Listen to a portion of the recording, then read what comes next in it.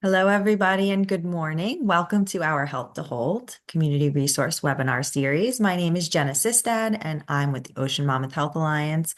Today, we are joined by Ashley Smith and her team at Tobacco Free for a Healthy NJ to recognize and raise awareness about Lung Cancer Awareness Month. We thank you for being with us, and there will be time for question and answers at the end. So please, if you have anything, put it into the chat box and anticipate it being answered at the end of the presentation. I know there will be some time for interaction with our presenters and our attendees, so please look forward to that. And we just appreciate you being with us the day before Thanksgiving. We know it's a busy time of year for everybody. So again, welcome and thanks for being with us. Ashley, thank you and your team for being here. We so appreciate you doing this with us. It's our last presentation for this series in 2024, so we're going out with a bang. Thank you all for being here, and I'm going to turn it over to you. Great. Thank you so much. And good morning. Thank you for having us. We're really excited to be here to present on Tobacco Free for Healthy New Jersey. November is a very hectic month in the tobacco prevention world with Lung Awareness Month and Great American Smokeout and all the other stuff. So we'll go through that. Thank you again for having us. We have a few of our team members on today. So this is our tobacco team at New Jersey Prevention Network. My name is Ashley Smith. I'm the program manager for tobacco projects here at New Jersey Prevention Network, co-led with Tobacco Free for Healthy New Jersey. And Tobacco Free is New Jersey's largest collaborative effort to reduce the health consequences of tobacco use, which includes vaping and the harm from secondhand smoke exposure through prevention, education, and cessation in all 21 counties and our 11 funded quit centers. We also have, who is not here presenting with us, is Yusra Yonis, who is our behind the scenes website social media guru, and Brittany Richardson, who is our Working Well Tobacco Free and our college NJ Quits Initiative lead. So I will turn it over to Emmanuel, who will also introduce himself. Hello, everyone. My name is Emmanuel Rosigi, and I am the Central Regional Coordinator for our point of sale and our housing initiative. And I will pass it along to my colleague, Carlo.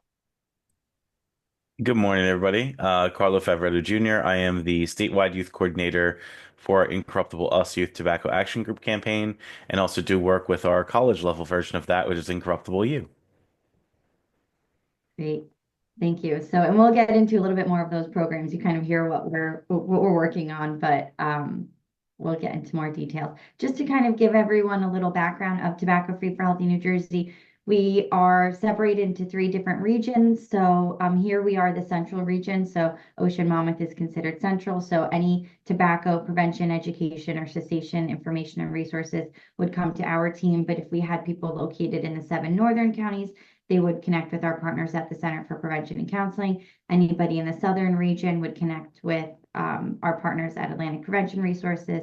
And we do have some statewide partners at the Cooperative and Lindsay Meyer Teen Institute. So we are funded by New Jersey Department of Health Office of Tobacco Control and Prevention. And as we mentioned to the right, here's just a little image of the different programs and initiatives for all different ages and populations that we offer for our resources. So we wanted to do a quick little activity to get everybody started this morning, our trivia night or trivia morning. So if you wouldn't mind putting your answers in the chat feature. And again, throughout the presentation, if you have any questions or any comments, please just drop them in the chat. We're happy to answer it throughout the presentation if you have anything at the end that you want to share. But here's our trivia question. So we just have 3 questions for you. So let's see, starting with our first question is, what is the minimum age to purchase tobacco products in New Jersey? Do we know the minimum age to purchase tobacco products in New Jersey? Okay, somebody said 21. Do you have anybody else that wants to maybe drop it? Okay, 18.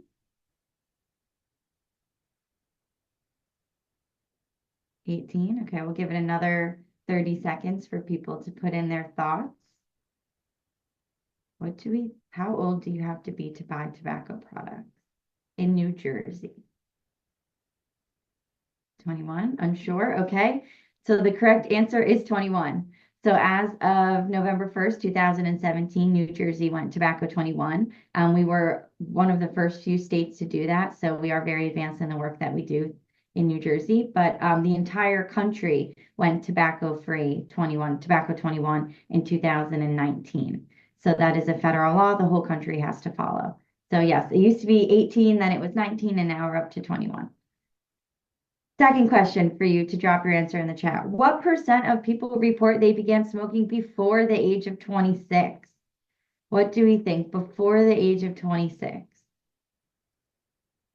Do we think it's 25% start smoking, 57%, 99%, 80%?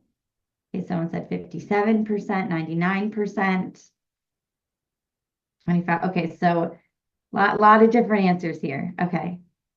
Give it another 30 seconds. I know, we're like, what could the answer be? When do people really start? Well, for those of you that guessed 99, you are correct, which really sounds like a lot of people do start before the age of 26. So that's why we really, really hone in our prevention efforts to be the young age, high school, middle school. And we do a lot of work with our college population because they play a critical role in addressing this public health epidemic.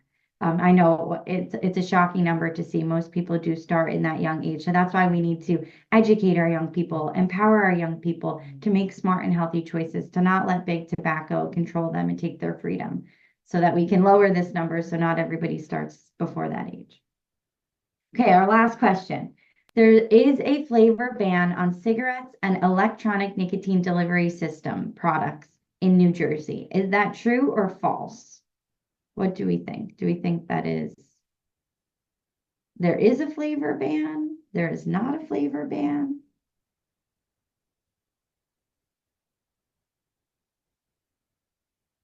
True, false, true. Okay. Do we think there's a flavor ban? If anybody has seen young people, are they vaping the watermelon and strawberry flavors? False, false. Okay. The answer is true. There is a flavor ban in New Jersey. The New Jersey law is actually stronger than the federal law.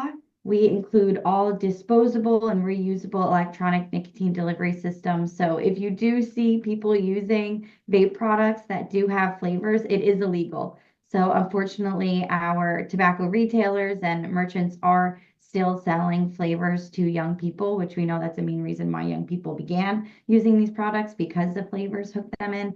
But don't be fooled, there is a flavor ban. So we are here to try to enforce that and to educate the people who do the enforcement to go out to kind of get these products off of the shelves. So thank you for playing our trivia game. Hopefully you learned a few things. Now I'm going to turn it over to Carlo to kind of go through the evolution of tobacco products and trends. Yeah, so I thought it was very important today to walk you through some updated tobacco trends, because we used to talk about Juul a couple years ago and how much it was such of a problem. And while Juul still is a problem, e-cigarettes in general are. They have very much evolved and they look very different now than just the USB stick that came out in 2015. If you take a look at this particular image, you see how e-cigarettes started looking like cig-alikes back in 2007. That's when e-cigarettes first entered the market. But as action was taken against Juul in 2019, there actually was a sort of a replacement of those products on the market that sort of had to refill that shelf space. A lot of those products were puff bars that came out, and they looked almost exactly like the Juul. They came in different flavors. The difference is they were disposable, and that really introduced disposable products onto the market. But they have significantly expanded since. A lot of your Megapod products that you see there, or products that contain up to 20 milliliters of liquid within them, are actually disposable products that come in different flavors and they come in different sizes, and they're getting really techy now. There are some products you can actually buy that help you tell the time or let you play games on them. They even connect to your phone like a Bluetooth speaker, and you can play your music through them and make phone calls. Big Tobacco is doing everything possible to try to hook kids.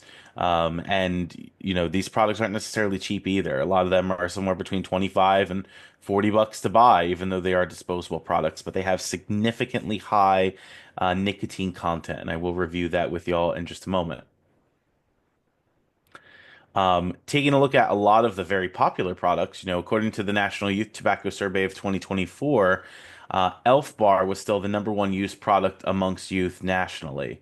Now, Elf Bar came under a lot of scrutiny over the last year because are imported into the United States. They're not made here, and for their high amounts of nicotine content and large milliliter capabilities of liquid that you could have in them.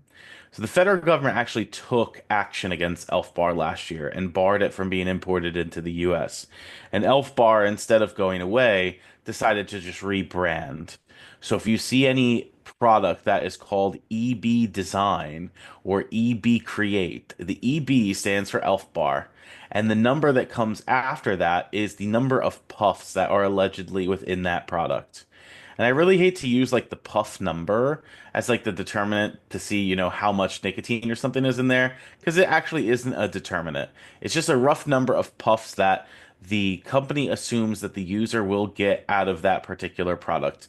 And you can actually buy other disposable products that get you up to 25 to 30,000 puffs per device. And that really is just an indicator of, the amount of liquid that's in the product that causes that. And we'll dive more into that in just a moment.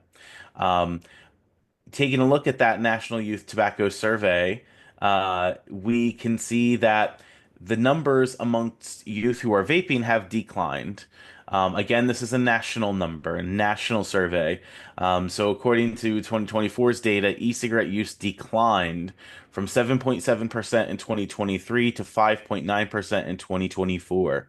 And it's true, locally in our communities, in our schools here in New Jersey, this number may very well be much higher. And I'm sure if you ask any person who's working in the school, are kids vaping in your school and is it a problem? They all will resoundingly tell you yes. Probably reflecting a higher percentage number than this. Um, but this is the national data, which is showing a general decline, and there could be a couple reasons for that, right? Number one being the education is much better now within the last couple years than it's been in the past. Youth are realizing the dangers of these products. They're seeing themselves, their friends go through health effects negatively, their physical health, their mental health, which is leading to a lesser use nationally. But this survey also showed that nicotine pouch use, it says it remained low, 1.8% total use amongst youth in 2024, but that actually is a rise in percentage number from 2023. So we know that nicotine pouch use, while the percentage number is currently low, the use rate has increased over the last 2 years steadily. And that's because flavored products such as Zyn On and Go do come in different flavors and because of the promotion on social media, which I'll get into in just a moment. So remember when I told you that these products can come in lots of milliliter of liquids within these products. In fact, the common disposable product minimum probably that you can get is somewhere between 12 and 14 milliliters of liquid per device. You can get disposable products that are upwards of 20 milliliters in liquid. And so you're probably wondering, well, what does that mean, right? What does 20 milliliters of liquid mean to you? Well, it's a determinant upon nicotine content based upon the strength and the milliliter of liquid per device. So, the common percentage that you will see on lots of e-cigarette products in terms of nicotine percentage or strength is between 3 and 6%. Okay? You can get percentages that are lower than 6. It is very rare to find anything lower than 3. You can get things up to 10 and 15 milliliters, or 10 to 15% nicotine strength per products. But those are also rare. Um, so I would say between 3 and 6% is the norm. So what does that mean? For every 1% of nicotine strength, that equals 10 milligrams of nicotine per milliliter of liquid. So let's say that somebody had a 10 milliliter product, right? And it was 1% strength. That product would have 100 milligrams of nicotine in that product. Does that make sense? And so The norm is 3 to 6%. So even if they had the lowest strength, which is 3%, and they had a 10 milliliter liquid capsule, it would be worth 300 milligrams of nicotine per product. So to put this in retrospect for you, a Juul pod only had 41.3 milligrams of nicotine in it. So we're talking about significantly high nicotine contents, much higher than it was when Juul was the problem. So when I say that Juul isn't really a problem anymore, I mean it because these products are much higher, much more dangerous than Juul ever was. And these, unfortunately, are the norm that youth are using now. But as much as e-cigarettes are continually an issue that we are focusing on, the new sort of upcoming big bad is nicotine pouches, whether that's Zyn on or go. And in fact, Zyn, as of April 2024, hasn't been authorized to be sold in the United States. So they're being sold here illegally. In order for a new tobacco product to legally be marketed in the United States, it must receive authorization from FDA. And to do that, they must submit the product provides sufficient scientific evidence to demonstrate that the product meets the necessary public health standard required by law. So, is there a benefit to switch people over from smoking cigarettes or other tobacco product use over to using a nicotine pouch instead? Right? That is what FDA is looking at. Um, and, in terms of the e-cigarette products that are approved to be on the market, none of them are flavored. They are all the tobacco flavor because it's been determined that flavored products do not provide that type of public health safety standard or safer than the other tobacco product that they've been using. So it is unlikely that products like these will be, approved on the market. And, a lot of these products, the pouch products, are synthetic nicotine. And there's just not enough data or enough information about synthetic nicotine products currently to make that determination. I always get this question when we are giving our Don't Get Vaped In presentations, especially from youth. They always ask, well, what about the vitamin vapes or the melatonin vapes? Like, are these things safe for you? And the answer is also overwhelmingly no. While it's true, vitamin vapes and melatonin vapes don't have nicotine in them, they do have the same chemicals or some of the same chemicals that are contained within e-cigarette products that are a danger to your lung health. For example, melatonin vapes in particular do have both propylene glycol and vegetable glycerin in them. Vegetable glycerin does irritate the lungs and can cause your lungs to collapse. Propylene glycol dries up your upper respiratory system, your nose, your mouth, your throat. It can cause nosebleeds on a regular basis. We see that as a common side effect from youth vaping. So there are negative health effects to those things. Same thing is true if you've ever heard that someone wants to vape essential oils. Essential oils are also dangerous for your lung health. The American Cancer Society, for example, has come out vehemently against the use of essential oils, whether they are vaped or they're just used in general. They are not healthy at all for your lung health.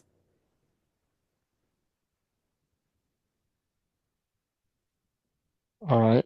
So, this is a form. So this form is called a potential tobacco product violations form, which is also known as the FDA 3779 form.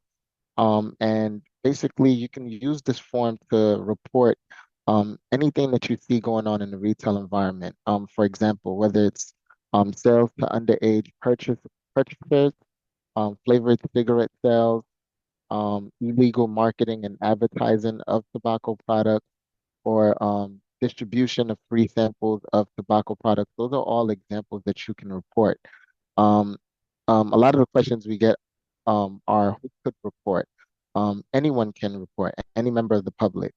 So you're able to document when you saw the violation.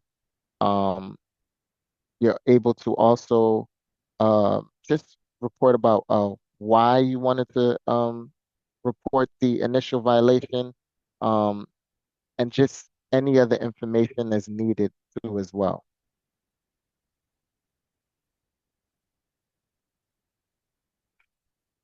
So here, Carlo briefly mentioned it already. there are only 34 approved products, um, e-cigarette products to be sold and marketed in the US. Before, I believe it was 23, but it recently just rose to 34. Um, so going back to the tool that we just used, you were able to use the potential tobacco product violation tool as a resource to actually report any unauthorized e-cigarette products that you see in the retail environment too as well.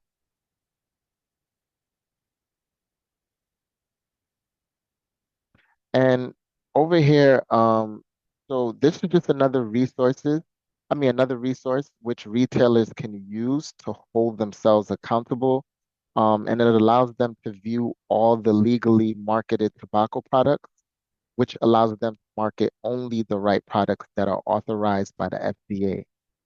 And you can search this database online too as well on the FDA website.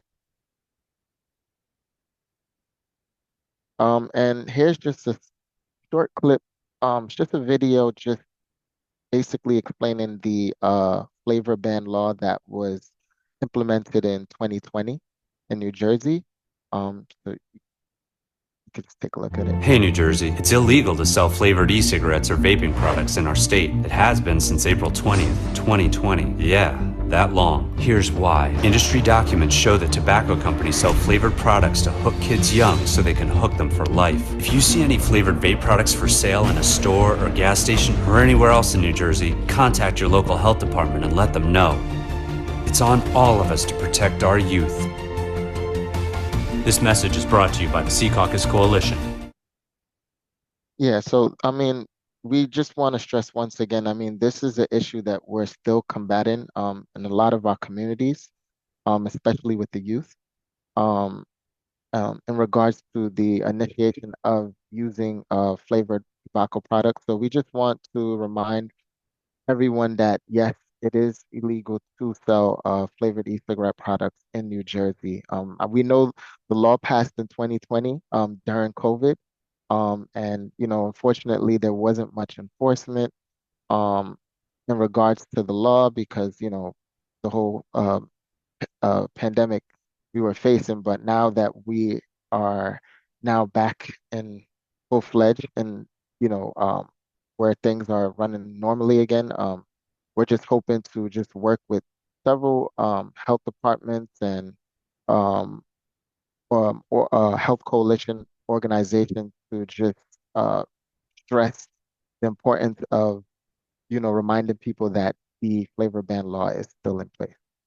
And here is, I wouldn't play this video too because this is a very long, it's kind of long, but this is just a video of the U.S. Senate committee. They held a hearing on combating the youth vaping epidemic by enhancing enforcement against illegal e-cigarettes.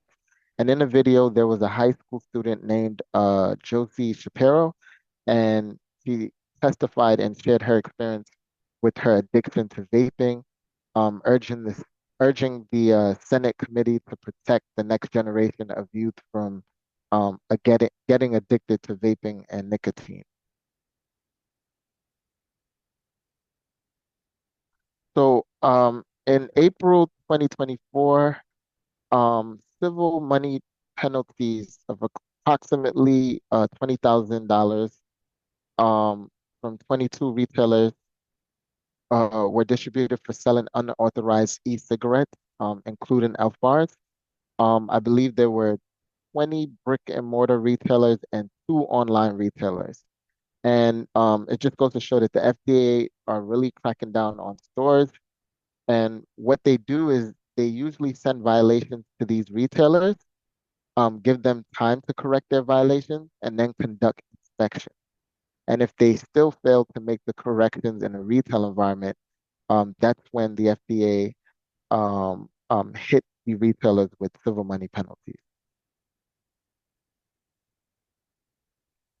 So here we have our newsletter, which is which is on our Tobacco Free for a Healthy New Jersey website.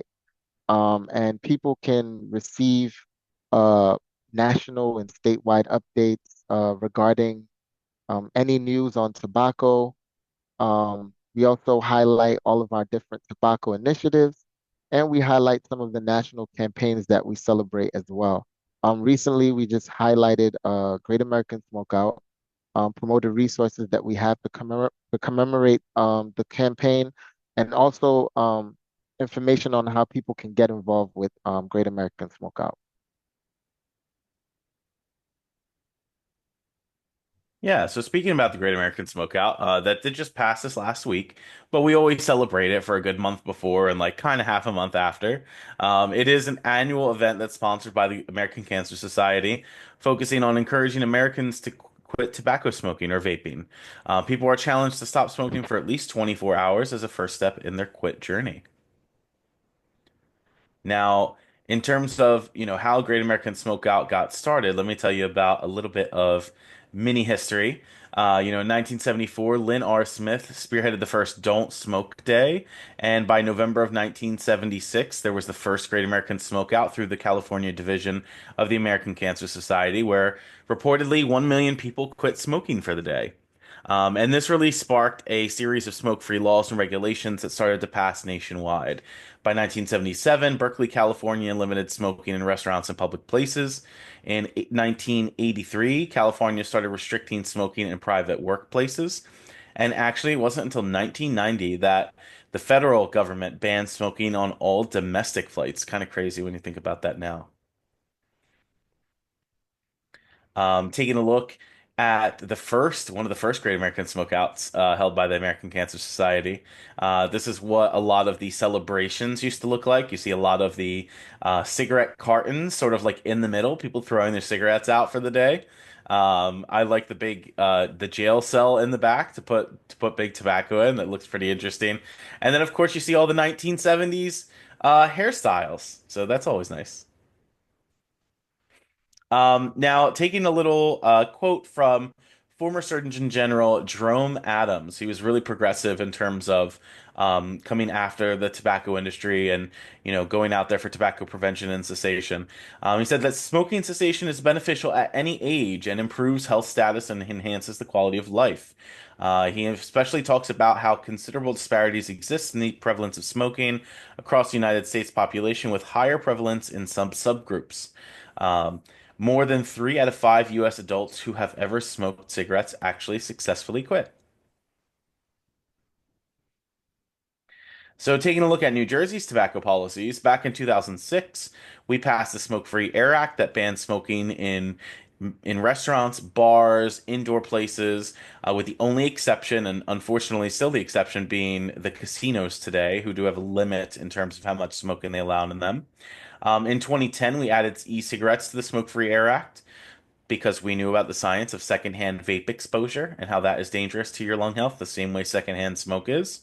In 2017, New Jersey went tobacco 21, and by 2019, we were able to pass laws that restricted smoking in parks and beaches. Emmanuel mentioned in 2020 we had the flavor prohibition as well as coupon prohibition.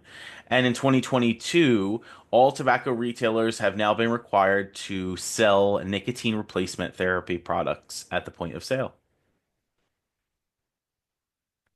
So let me run you through some of our cessation services very quickly, as we have plentiful cessation services here in New Jersey. Number one, we have Moms Quit Connection for Families and Quit for Kids. This is a free individual counseling that is available to families with children 8 years or younger. They can call that number that is on the screen there, and they also have a Quit for Kids texting support program, and they can visit momsquit.com for that. We also have the New Jersey Quit Line, which is available 24/7 again. Free telephone and web-based counseling, and they are finishing up their free text to quit line as well. You can text ready to 34191, or you could visit njquitline.org. And then we have 11 funded quit centers here in the state of New Jersey as well. And if your county does not particularly have a quit center, a neighboring county's quit center can help service them also. If you'd like the free interactive map, I know Ashley just dropped that resource in the chat. Thank you, Ashley, you can click on that link, tobaccofreenj.com/quit-smoking, for all of those resources. For youth, we do have a This Is Quitting text to quit service. Our partnership with the Truth Initiative. They can text Vape Free NJ to 88709. That is designed for youth age 13 all the way to 24. And we also have a virtual LGBTQ plus tobacco cessation group that's run with the Inspire Quit Center down in Cumberland County, but it is available statewide since it is virtual. So it's a free group tailored to LGBTQ plus residents who are seeking help to quit tobacco and or e-cigarette use. We also have a youth quit group that is available for any youth who would like to join, ages 14 to 18. This is a collaborative effort from the Atlantic Quit Center in Atlantic County and the Inspire Quit Center in Cumberland, Salem, and Gloucester counties. It is a four-week free virtual quit group. All they got to do is call 609-804-QUIT. That hooks them up with the Atlantic Quit Center. The youth schedules a quick questionnaire, 30 to 45 minutes of an early assessment, and then commit to the group. And it's been very successful. That quit group does meet Mondays at 3 p.m. virtually, so it's available to anyone throughout the state. Our friends at the RWJ Barnabas Health group and quit centers are offering free Spanish speaking quit groups. So they can call that number that is on the screen as well to get access to that. And here is some information and materials that we at NJPN can always get to you. So, as a part of our Incorruptible Us initiative and our NJ SAG efforts, we do create a quarterly tobacco prevention or vaping prevention digital backpack. So we have a general one with tons of resources, and then each different quarter, based on our quarterly focus topics, we do come out with new material. Now, these are things that can be printed out or can be posted to like a school's website, anyone's website, and it's got tons of clickable links. And yes, you do see a bunch of videos on this digital backpack because if you have this digitally and you click on the video, it actually plays for you. And this quarter's theme was cessation and Great American Smokeout. So it's all like youth videos talking about quitting and cessation and the struggle with trying to get through their quit journey, information about Great American Smokeout, and quit resources, of course. If you would like to learn more about Incorruptible Us, which is New Jersey's Youth Tobacco Action Group program, you can visit our website. Our website is incorruptibleus.org. Or you can go ahead and follow us on Instagram. The statewide campaign page is at theincorruptible.nj. And then each county has its own Incorruptible Us Instagram page as well. So if you wanted to see what's going on in Ocean County, you can follow them at incorruptible.ocean, for example. Or Monmouth, same thing, incorruptible.monmouth. We have tons of resources available for you, both in print and digital resources. We always have signage, so if anyone ever needs any signs for their property that they want to display that it is smoke-free, we have those. There are mini sticker versions too, in case you need to put them on some windows. And we do always have little facts that you can print out too. So benefits of breaking up with tobacco, that was our theme this year, with scannable QR codes to get to quit resources.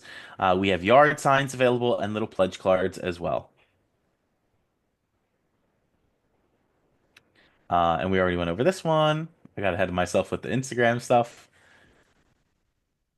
And then we have youth assets as well. So if you check out our Instagram page, our socials, our websites, you will see all of the assets that are here that our youth actually created to spread awareness about the Great American Smokeout. So please make sure to do that. And we are having a youth task force meeting coming up on December 12th at 7 p.m. Impact NJ is a group that is designed for New Jersey middle school students who are interested in gaining personal leadership skills, community service hours, meeting other students from around the state, and making New Jersey a healthier place, focusing on tobacco and cannabis. So if you know of anyone who is interested, they can always click that link that Emmanuel had put in the chat. We can always send out this flyer to you all. It has a clickable link there if you know any middle school students who might be interested. And we always should remember that when we're working with young people, please have grace with them, especially if they are a young person that is going through nicotine addiction in one way or another. Nicotine withdrawal has been known to cause, intense cravings, weight gain, trouble sleeping, worsened anxiety and depression, persistent cough, things that are recommended or rather referred to as quitter's flu. It seems that they are very sick, irritability, upset stomach, and other distressing symptoms. Quitting is not easy, and there's a reason that big tobacco tries to get youth while they are very young, because they know about the science of the underdeveloped brain. And it's because of that same science that youth actually experience significant withdrawal symptoms when they are trying to quit. So just make sure to have grace with our young people. All right, so here we have our point of sale initiative. And this is an initiative that's very important and just different ways and strategies that we use to address the retail environment. And these are some of our resources that we actually use to address the retail environment. So on the left-hand side, you see our point of sale toolkit, and the toolkit just equips municipalities and communities with different um, inf just information on how you can implement different policies on your local ordinances when it comes to policy implementation in regards to minimum age laws, implementing flavor bans, signage limits, licensing fees, density and proximity of retailers to anywhere youth have access to. And then also we discuss the importance of youth initiation, density and proximity of retailers to youth, um, anywhere youth has access to, tobacco industry spending, and the importance of quit attempts too as well. And then on the far right, we have our point of sale store assessment tool. So that assessment tool we use to capture data in the retail environment. So you can use that tool and you're able to document what kind of products that you're seeing in the retail environment. Are you still seeing illegal flavored products? The advertisements on the stores. Um, you're you're able to also document any new emerging products.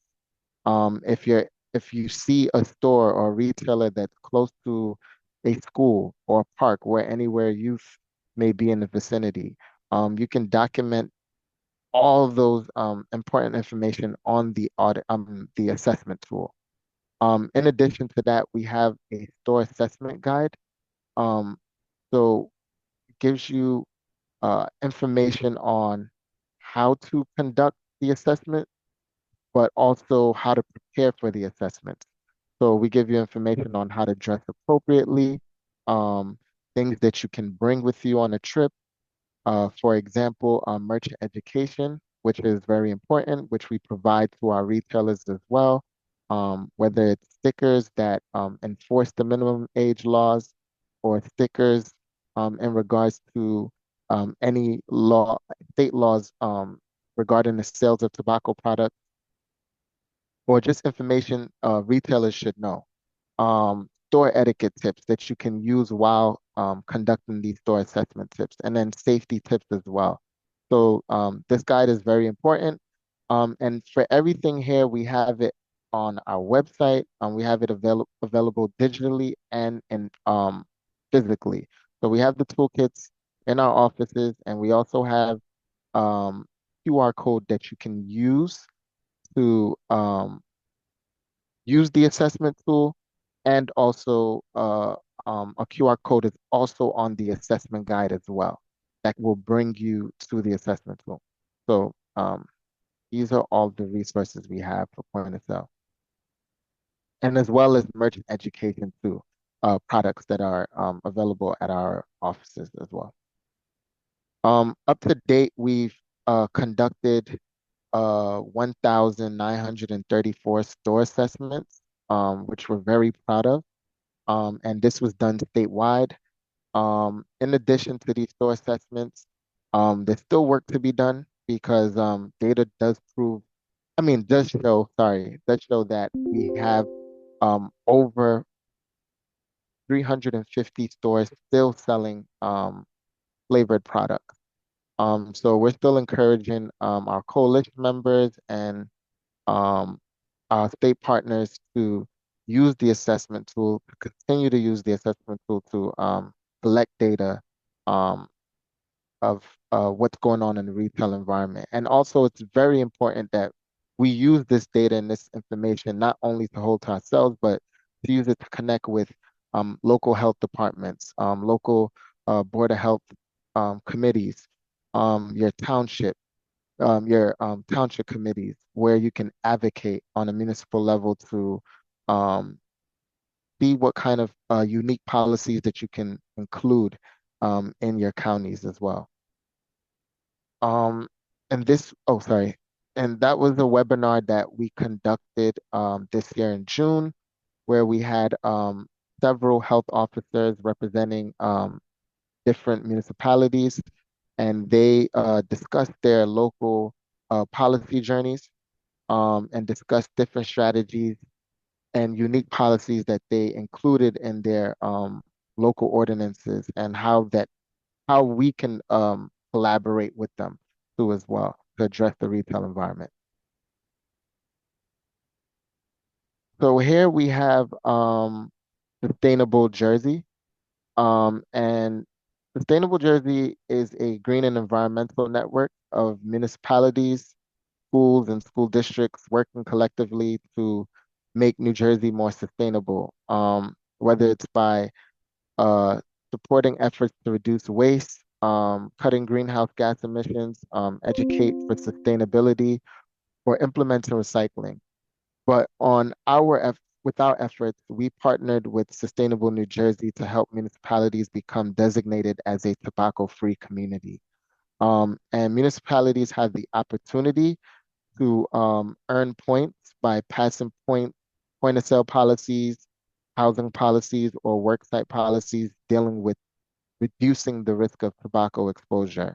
And there are also many other strategies to earn points as well, but the minimum amount of points to receive the designation is 15 points. And our point of sale team does a great job of evaluating the applications from each municipality that comes in through Sustainable New Jersey as well. So here we have our smoke-free housing initiative, and the goal of our smoke-free housing initiative is to increase um, smoke-free living for all New Jersey residents. So I just wanted to take the time to just discuss some of our resources and some educational components in regards to the health um, effects of secondhand smoke and thirdhand smoke exposure. So secondhand smoke is a combination of um, smoke from burning tobacco products and the smoke that's exhaled by the smoker. And it can cause respiratory issues, asthma, cancer, heart disease, and other health issues as well. Then we have third-hand smoke, which is the chemical residue that is left behind on either your clothes, your walls, your skin, um, your furniture, after someone smokes. And both of them are synonymous, secondhand smoke and third-hand smoke, where they do have cause several health issues. One thing to keep in mind with third-hand smoke, for anyone who smokes, this also affects infants as well and pets. So if you have lingering smoke on your clothes or on your furniture, keep in mind that infants can breathe in the smoke uh, that are still on all of these furnaces and products in your home. So there are many benefits to going smoke free in your household. One of the main benefits is reducing operating costs. So here are two images of what can happen in your home. Um, if someone is continuing to smoke on a daily level. So on the left-hand side, you have a wall that was completely white but got yellow due to third-hand smoke exposure. And then on the right-hand side, you have a house that was affected by um, smoking through fire hazard. So one thing we want to keep in mind is you save a lot of money when it comes to cleaning, painting, repainting your walls, flooring, um, affected appliances, um, your bathroom, and then also reducing the risk of fire in your home too as well. So we just always just remind our residents you can save a lot of money by not smoking at all. Something I did want to mention too, according to the American Association of Heating, Refrigeration, and Air Conditioning and Engineers, the only means of effectively eliminating health risks associated with indoor exposure to tobacco smoke is to ban smoking um effectively. So I'm gonna run through this quickly because we're running out of time. Um, so this is just data just showing if public housing, if all public housing in the United States was made smoke free, the money that they can save. Um, Also, $43 million in costs from cleaning apartments where people have smoked, and 16 million in costs from fires caused by smoking. So how do we help? So we help by just um, providing resources. Um, One of the things that we do, we have a housing complaint tracker that's on our website where we assist residents on different ways they could approach their housing management properties. I mean, housing management or property managers when it comes to being affected by secondhand and third-hand smoke exposure. We also support by providing cessation to all residents. Um, and we also have a um smoke-free housing toolkit that we provide to for landlord and property managers where they can understand the dangers of second and third hand smoke exposure, the financial benefits of going smoke free, and we also do presentations within the housing environment. So our housing team does a good job of going to apartment buildings and senior citizen homes and housing authorities to conduct presentations and handing out resources too as well. And here's just a list of our resources. So I'm I went ahead of myself. Mentioned the housing toolkit, our quit center flyers that we provide. We also provide breathe easy signs as well, and indoor smoking signs. And then we also have a pledge too, where residents can honor their commitment to um, staying smoke free in their homes. Yeah, and so we also work with our colleges as part of our NJ Quits initiative, in which there is funding available for colleges and universities who are interested in working with us to change their tobacco policy or develop one if they are a college without that. So they can reach out to us at Tobacco Free for a Healthy New Jersey. Brittany is our contact point for that. But we are all here willing to help any college that is interested. Here's just a quick list of some of our partners that we're working with currently.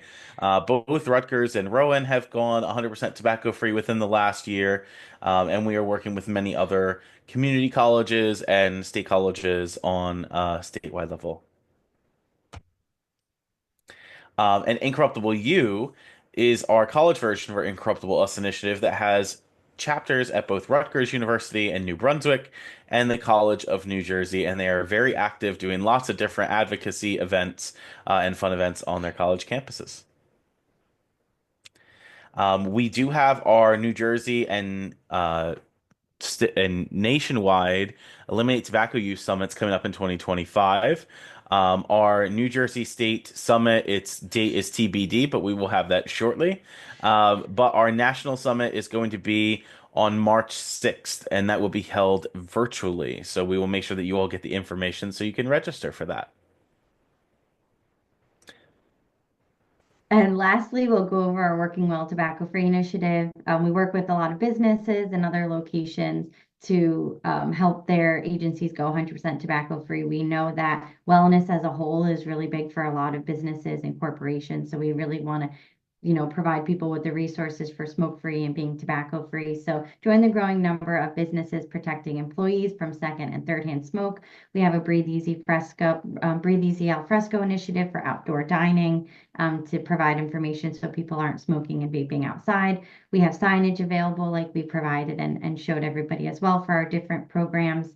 We've been working with behavioral health locations a lot as well. Every quarter we do a different focus. So we try to target different populations. We've done daycare centers to work with the young people and the children on third-hand smoke and secondhand smoke exposure, and our quit centers. We do have 2 30-second advertisements. We won't go through them all. We'll actually probably share all of these links and resources again with Jenna. And if Jenna, you're able to provide them with everyone, that would be great. But we did some advertisements for the DMVs. So they're located in a couple across the state. We also did some video clips in break rooms at ShopRites and other locations. So we're happy to put a couple of videos together for you too as well for your agencies and organizations if you want some information to be provided on video or print materials. And lastly, we wanted to share to register for our statewide tobacco collaborative. You can just get your camera up and take a picture of this link. And you can be involved and included in our statewide tobacco collaborative meetings to kind of talk about what you're doing and what everybody else is doing as well, and tobacco free across the state.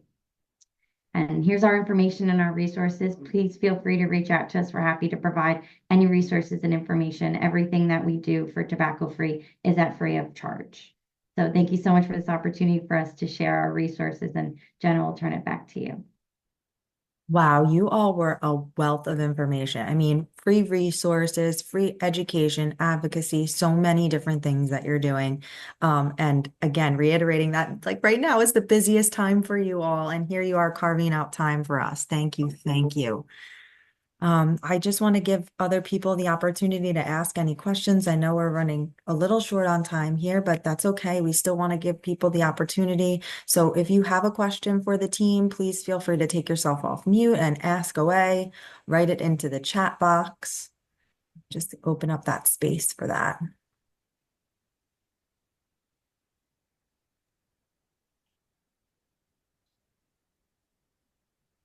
Hi, I actually just wanted to make a comment. I am really impressed with everything that is going on. This presentation was phenomenal. I remember when I was back in school, we actually had our own in high school. We had our area so we could go and smoke during breaks and lunch, and we would go out there and smoking our cigarettes and hanging out and being cool. And so it's great to see how far we've come, how we're trying to help youth early on, because yes, that is when it starts, of course, most of the time. So this is phenomenal. You guys are doing great work. Please keep it up, and I appreciate all the information. Well said, Michelle. Thanks for sharing that. Anybody else have a question or a comment that they'd like to share?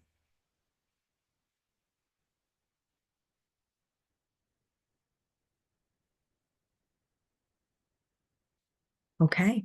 All right. Hearing none, I'm going to conclude today's session and just thank you all again for being with us, to our presenters for giving this wonderful presentation.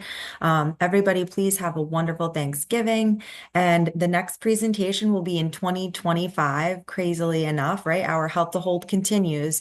Our January presentation is going to be on January 22nd. It will be starting at 10 a.m. We're going to hear from a few docs in the oncology gynecological department over at Hackensack Meridian Health, and we look very forward to it. Thank you, everybody, and have a wonderful holiday weekend. Thank you. Have a great weekend. Happy Thank holiday, Enjoy. everybody. you. Thank you.